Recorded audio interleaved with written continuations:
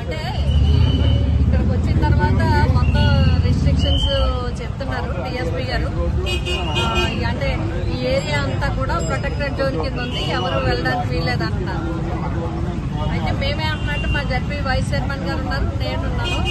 ఇక్కడ Sudhabalu municipal chairman ఆవిడ ఇంచుమించుగా ఈ 5-6 రోజుల నుంచి ఆవిడ ఒత్తిడిలో ఉంది. మాకు ఫోన్ చేసిన దానికి మేము ఆవిడ కలిసి వస్తామని చెప్తున్నాం. ఒక క్యాడర్ అంతా ఇక్కడ ఆగుతారు. మహిళలుగా మేమన్నా మా మహిళా భద్రత అన్నా తెలియజేయాలి కదా, వెళ్ళి మాట్లాడి వచ్చేస్తామంటే కూడా ఒప్పుకోవట్లేదు. సరే డిస్కస్ చేద్దాం, 5 minutes వెయిట్ చేద్దాం, 10 minutes వెయిట్ చేద్దాం. ఎందుకంటే ఇది ప్రజాస్వామ్యంలో సంపూర్ణ మద్దతు ఉంది ఈ కౌన్సిల్కి. 30 మంది కౌన్సిలర్లు, 30 మంది వార్డులు, 30 మంది ఒక పార్టీ వైఎస్ఆర్సీపీ పార్టీ నెగ్గి చైర్మన్ వైస్ చైర్మన్లు అయింది. సరే ఎన్నికల తర్వాత రాష్ట్రంలో అధికారం మారింది, అది సహజం, అది జరుగుతూ ఉంటాయి.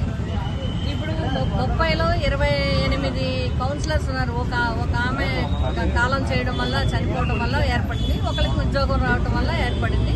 28 మంది కౌన్సిలర్లు ఉన్నారు.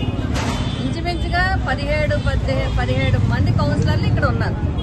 ఇప్పుడు వైస్ చైర్మన్ ఎలక్షన్ జరుపుకోవాలనుకుంటే స్వచ్ఛందంగా స్వేచ్ఛగా కౌన్సిలర్స్ వదిలిపెట్టి ఆ మున్సిపల్ అధికారులు ఎవరైనా స్పెషల్ ఆఫీసర్ వేస్తుంటే వాళ్ళ పర్యవేక్షణలో జరగాలి.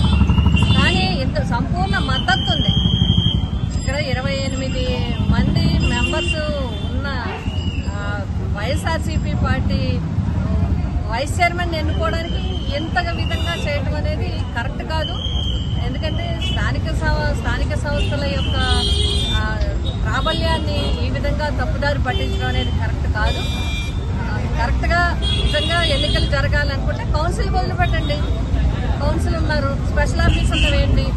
కలెక్టర్ గారు వేసిన స్పెషల్ ఆఫీసర్లు, లేదంటే మున్సిపల్ అడ్మినిస్ట్రేషన్ స్పెషల్ ఆఫీసర్ దాంట్లో జరగాలి. అలా జరిగితే దీనికి ఇంత విధానం అవసరం లేదు. అలా కాకుండా వేరే రకంగా చేయాలనుకోవడం, వేరే రకంగా దీన్ని తిప్పాలనుకోవడం మాత్రం మంచి విధానం కాదది. అందుకే మేమందరం కూడా మా చైర్మన్కి, మా కౌన్సిలర్స్కి, మా దాడిశెట్టి రాజా గారికి మేమందరం కూడా మద్దతు తెలియజేయడానికి వచ్చాము. అయితే ఇక్కడికి వచ్చిన తర్వాత వీళ్ళన్నీ చాలా రెస్ట్రిక్షన్స్ పెట్టారు. మేము కూడా గౌరవిస్తాం. ఎందుకంటే లా అండ్ ఆర్డర్ తీసుకుంటానంటున్నారు. మీరు అందరూ ఇంతమంది ఆయనకి మద్దతుగా వచ్చారు కాబట్టి మేమందరం కాదు, ఇందులో మహిళలు ఉన్నా మహిళలు వెళ్ళి చైర్మన్ పలకరించి వస్తామంటే కూడా ఇంకా వద్దంటున్నారు. సరే వాళ్ళు మాట్లాడుతూ ఉన్నారు, 10 నిమిషాలు ఆగాలన్నారు, మేము ఆగుతాం.